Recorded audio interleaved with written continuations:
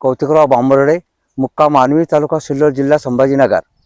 मी इथं मैत्रीच मैको कंपनीची मैत्रीच व्हरायटी बघण्यासाठी आलेलो आहोत. तर मला ही गाव कोणतं आहे? गाव मंगरुळ आहे, तालुका जाफराबाद या गावामध्ये. आणि मैको कंपनीची व्हरायटी मला हिचे गुणधर्म चांगले वाटले. हिचे फळाची संख्या चांगली आहे, हिची लंबी चांगली आहे, हिची हिरवी सुद्धा चांगली आहे. आणि हिच्या मूळ एक आहे, हिच्यावर मला व्हायरस आढळला नाही. आणि बेमोसमला लागवड असताना सुद्धा हिची कालोटी चांगली वाटली.